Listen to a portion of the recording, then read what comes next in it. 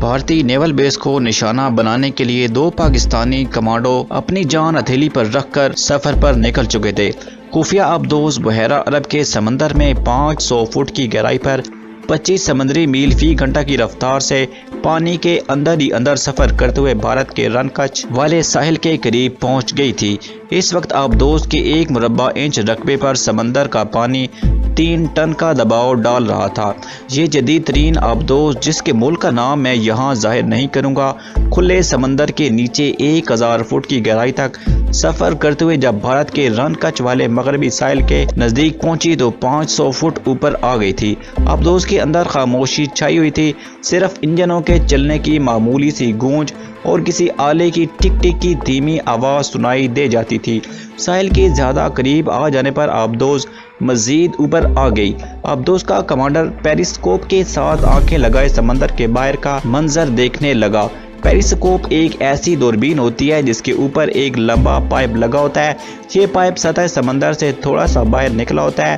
اس دوربین کی مدد سے آبدوز کا کپتان زیر آب رہ کر بھی سمندر کے باہر کا منظر دیکھ سکتا ہے۔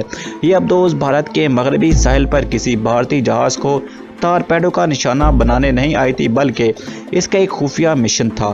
اس نے 2 پاکستانی کمانڈرز کو رات کی تاریکی میں بھارت کے مغربی ساحل کے ایک ویران ٹاپو پر اتارنا تھا۔ یہ ٹاپو ایک ویران اور گمنام چھوٹا سا جزیرہ تھا، جس کے آگے چند میل کے فاصلے پر پور بندر کی بندرگاہ تھی۔ اس بندرگاہ کے شمال میں سمندر کا ریتلا ساحل تھا، جو بہاؤ نگر کی اہم ترین اور حساس ترین بندرگاہ تک پھیلا ہوا تھا۔ یہ 10 میل کا سفر تھا۔ دونوں پاکستانی کمانڈرز کو آبدوز کے کمانڈر کی طرف سے گرین سگنل مل چکا تھا اور دونوں اپنے چھوٹے سے کیبن سے نکل کر کمانڈر کے پاس آ گئے تھے، جو پیریسکوپ دوربین سے سطح سمندر کے باہر کا منظر دیکھ رہا تھا۔ اگرچہ سمندر کے اوپر رات کی تاریکی چھائی ہوئی تھی، مگر پیریسکوپ میں ایسے لینسز لگے ہوئے تھے جو رات کی تاریکی میں بھی دیکھ سکتے تھے۔ گرین سگنل کا مطلب تھا کمانڈر کو ٹارگٹ نظر آ گیا ہے۔ آبدوز کے عملے کا ہر کارکن اپنی اپنی جگہ پر پوری مستعدی کے ساتھ بیٹھا کمانڈر کے سرخ سگنل کا انتظار کر رہا تھا۔ سرخ سگنل کے ملتے ہی آبدوز کو سمندر کی سطح پر آ جانا تھا۔ 2-2.5 منٹ کے بعد کمانڈر نے سرخ سگنل دے دیا۔ اس کے ساتھ ہی آبدوز کے بڑے بڑے ٹینک میں سے 1000 ٹن پانی ہوا کے دباؤ سے چلنے والے پمپوں کے ذریعے 30 ٹن فی سیکنڈ کی رفتار سے خارج ہونا شروع ہو گیا اور آبدوز آہستہ آہستہ اوپر کو اٹھتی چلی گئی۔ اس وقت آبدوز کے انجن بند کر دیے گئے تھے۔ دونوں کمانڈو اوپر آبدوز کے گول ڈھکنے کی طرف جانے والے آہنی زینے کے پاس آ گئے۔ دونوں نے غوطہ خوری کے سوٹ پہن رکھے تھے جو ان کے جسم کے ساتھ چمٹے ہوئے تھے۔ نائلون کے بڑے تھیلے ان کے قریب ہی رکھے ہوئے تھے۔ آبدوز کو سمندر کی سطح پر ابھرتے ہوئے 15-20 سیکنڈ لگ گئے۔ جیسے ہی آبدوز سطح سمندر پر ابھری، اس کا گول بڑا ڈھکن کھل گیا۔ دونوں کمانڈوز نے تھیلے کاندھوں پر ڈالے اور آہنی زینہ چڑھ کر آبدوز کے باہر آ گئے۔ اس وقت رات کا 1:15 بجا تھا۔ یہ دشمن کا ساحلی اور حساس ترین علاقہ تھا۔ سمندر پر اندھیرا چھایا ہوا تھا۔ آبدوز وہاں زیادہ دیر تک نہیں ٹھہر سکتی تھی۔ آبدوز کے سطح سمندر پر آتے ہی دونوں کمانڈوز نے نائلون کے تھیلے اپنی کمر پر باندھے، آکسیجن ماسک چہروں پر چڑھائے اور سمندر میں کود گئے۔ نقشے کی مدد سے انہیں ویران جزیرے کی سمت پوری طرح سے ذہن نشین کرا دی گئی تھی۔ وہ سمندر کے اندر غوطہ لگانے کے بعد ٹھیک سمت کو تیرتے چلے گئے۔ ان کے پیچھے آبدوز سمندر میں غوطہ لگاتی گئی تھی۔ ان کمانڈوز کا مشن کیا تھا، تفصیلاً آپ کو آگے چل کر معلوم ہو جائے گا۔ جو چیز میں آپ کو نہیں بتاؤں گا وہ ان کمانڈوز کے نام اور حلیے ہیں۔ نام میں فرضی رکھوں گا اور حلیہ بتانے کی ضرورت نہیں، کیونکہ آپ لوگ جانتے ہیں کہ کمانڈوز کیسے ہوتے ہیں۔ ویسے یوں سمجھ لیں کہ دونوں کی عمریں 25 اور 26 سال کے درمیان تھی۔ پورے جوان تھے، جسم کثرتی اور صحت مند تھے، مکمل طور پر تربیت یافتہ کمانڈوز تھے اور مارشل آرٹ کے ماہر تھے، جیسے ہر کمانڈو ہوتا ہے۔ سمندر کے اندر ہی اندر 2.5-3 میل تک تیرنے کے بعد وہ ایک دوسرے کے آگے پیچھے سطح سمندر پر ابھرے۔ آگے سینئر کمانڈو تھا اور اس کے پیچھے جونیئر کمانڈو تھا۔ ان کی دائیں جانب دور سمندر میں کھڑے جہازوں اور بندرگاہ پور بندر کی روشنیاں نظر آ رہی تھیں، جن کا عکس سمندر میں جل ملا رہا تھا۔ وہ ان روشنیوں کی مخالف سمت میں تیرتے ہوئے ویران ٹاپو کے ساحل پر نکل آئے۔ ساحل پر نکلنے کے فوراً بعد انہوں نے اپنے پاؤں سے تیرنے والے فلیپر اتار کر ہاتھوں میں پکڑ لیے۔ وہ انہیں وہاں پھینک نہیں سکتے تھے کیونکہ وہ جانتے تھے کہ یہ اس بات کا ثبوت ہوتا ہے کہ یہاں کمانڈوز اترے ہیں اور دشمن ہوشیار ہو جاتا ہے اور حساس ترین علاقے میں تو فوری طور پر بڑی سرگرمی سے کمانڈوز کی تلاش شروع ہو جاتی ہے۔ یہ ٹاپو زیادہ چوڑا نہیں تھا، اندھیرے میں دور کچھ فاصلے پر ٹاپو کا دوسرا ساحل تھا جہاں تاریکی چھائی ہوئی تھی۔ دونوں کمانڈوز دوسرے ساحل کی طرف چاروں طرف سے ہوشیار ہو کر چلے جا رہے تھے۔ پھر وہ ایک جگہ خشک سرکنڈوں کے پیچھے چھپ کر بیٹھ گئے۔ ان کی نظریں دور دوسرے ساحل کے اندھیروں میں جمی ہوئی تھی۔ جب انہیں بیٹھے بیٹھے 1 منٹ گزر گیا تو جونیئر کمانڈو نے آہستہ سے کہا، کہیں اپنا آدمی پکڑا تو نہیں گیا؟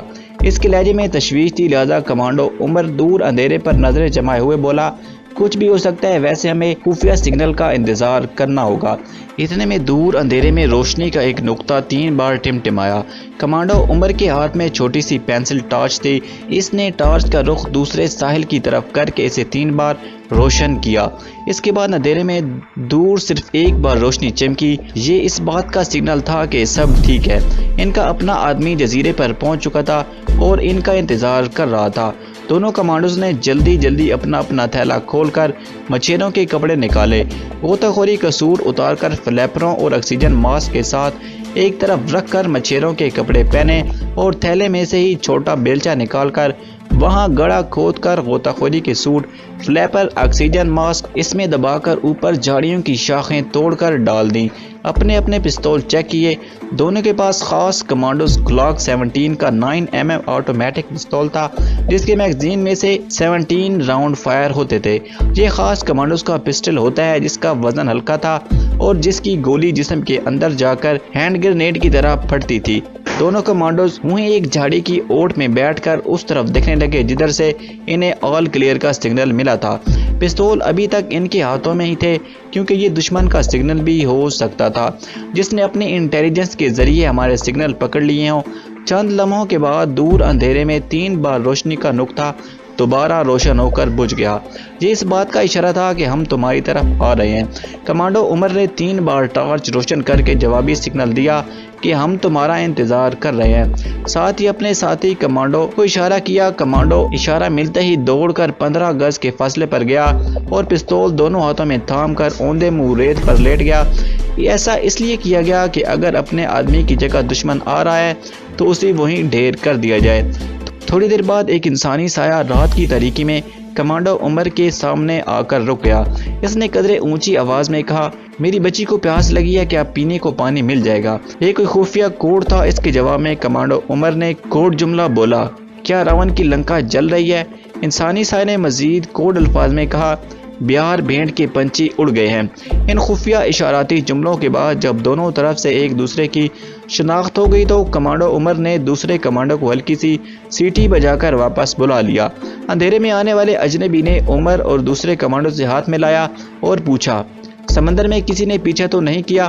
کمانڈو عمر نے جواب دیا، ایسی کوئی بات نہیں ہوئی، ویسے بھی ہم سمندر کے اندر تیر رہے تھے، میرے ساتھ آ جاؤ۔ یہ کہہ کر اجنبی نے دونوں کمانڈوز کو ساتھ لیا اور ریت پر سمندر کی مخالف سمت کو چل پڑا۔ تاریک رات میں سمندر کے کنارے کی ریت دور تک پھیلی ہوئی دھند کی طرح نظر آ رہی تھی۔ اجنبی گائیڈ نے بھی ساحلی مچھیروں کا لباس پہن رکھا تھا۔ یہ علاقہ جہاں دونوں کمانڈوز اپنے گائیڈ کی رہنمائی میں ریت کے میدان میں اندر کی طرف چلے جا رہے تھے، خلیج کچ کے دائیں بازو کا علاقہ تھا جو کہ بڑا ہی حساس علاقہ تھا۔ خلیج کچ میں انڈین نیوی کا اہم ترین خفیہ اور سب سے بڑا فوجی بحری اڈہ تھا جہاں بھارت کے بڑے جنگی بحری جہاز میسور اور رنجیت کے علاوہ بھارت کا سب سے بڑا اور خطرناک ٹہرا بردار بحری جہاز وکرانت بھی لنگر انداز تھا۔ اس جہاز کے اوپر 80 لڑاکا بمبار طیارے تھے۔ ان کے علاوہ اسی علاقے میں انڈین نیوی کے فریگیٹ یعنی ابدوز شکن جنگی جہاز بھی گشت کرتے رہتے تھے۔ اس اہم ترین بحری فوجی اڈے کی حفاظت کے لیے کاٹھیا واڑ سے لے کر سورت کے ساحل تک ساحلی توپ خانے کی بے شمار توپیں نصب تھیں۔ اس بحری فوجی اڈے کی حفاظت کے لیے جام نگر اور راجکوٹ کے ارد گرد 6 ہوائی اڈوں پر انڈین ایئر فورس کے لڑاکا اور بمبار طیارے ہر وقت تیار رہتے تھے۔ خلیج کچ کے اس حساس ترین بحری فوجی اڈے سے شمال کی جانب دوارکا کے مقام پر حملہ آور طیاروں کو قبل از وقت خبر دینے کے لیے ایک بے حد طاقتور ریڈار سسٹم نصب تھا۔ یہ ریڈار پاکستان پر ہوائی حملے کی صورت میں کراچی، حیدرآباد اور رحیم یار خان تک بھارتی بمبار طیاروں کی بخوبی رہنمائی کر سکتا تھا۔ اس کے علاوہ پور بندر کے مقام پر گولہ بارود اور اہم جنگی سازوسامان کا ایک بہت بڑا ڈپو بھی ڈمپ تھا۔ اب آپ کو اندازہ ہو گیا ہوگا کہ ہمارے دونوں جانباز کمانڈوز اپنی جان کا کتنا بڑا خطرہ مول لے کر دشمن کی سرزمین پر اترے تھے۔ ناظرین، یہ وہ مشن تھا کہ جس پر جانے والے محب وطن کمانڈوز میں سے شاید ہی کوئی واپس لوٹتا تھا۔ ریت کے میدان میں 1 گھنٹہ پیدل چلنے کے بعد ایک جگہ پر سمندر اندر کی جانب آ گیا ہوا تھا اور وہاں کھاڑی بنائی گئی تھی۔ یہاں ان کے اجنبی گائیڈ نے ٹیلے کے پیچھے ایک چھوٹی کشتی چھپا رکھی تھی۔ وہ کشتی پر بیٹھ گئے اور کھاڑی میں اوپر کی طرف یعنی سمندر کی طرف چل پڑے۔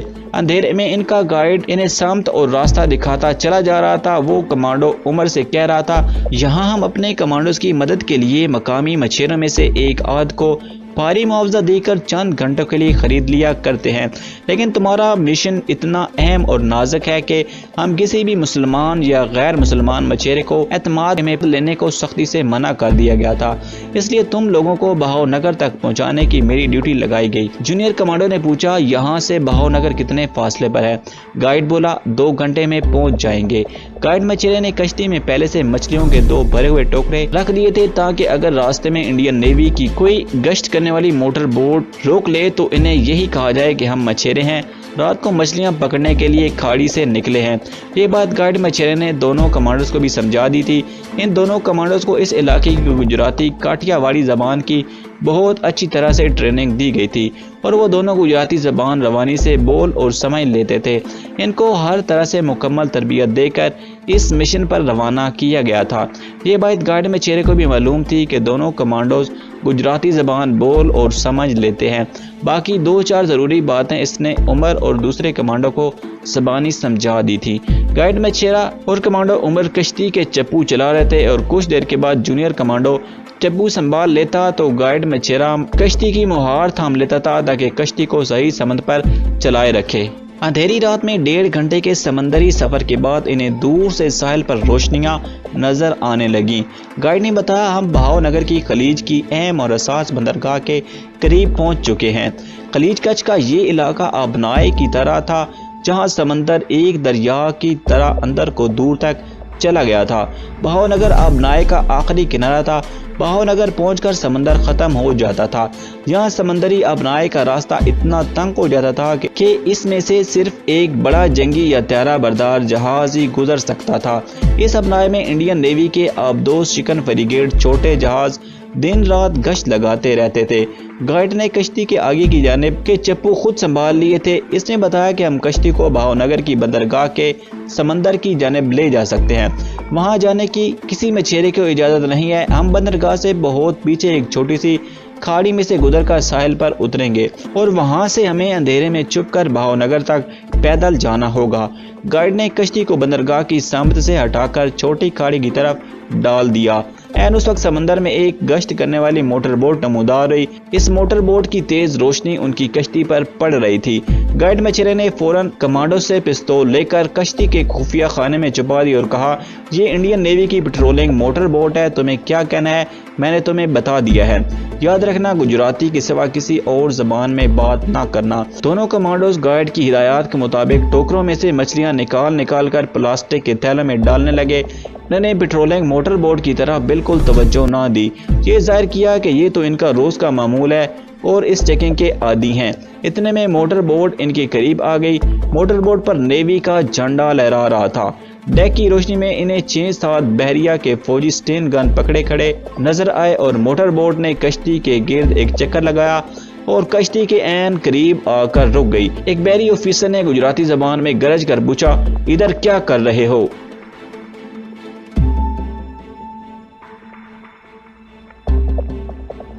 तो मोअज़्ज़िज़ नाज़रीन, आज की वीडियो में इतना ही। उम्मीद है वीडियो आपको पसंद आई होगी, तो वीडियो को लाइक और शेयर करें। ताकि अपनी राय का इज़हार करने के लिए कमेंट्स करें और हमें सपोर्ट करने के लिए हमारे चैनल को सब्सक्राइब करें और घंटी के बटन को दबा दें, ताकि आने वाली वीडियोस की नोटिफिकेशन आप तक पहुंचती रहे। नाज़रीन, मिलते हैं अगली वीडियो में, तब तक के लिए अल्लाह हाफिज।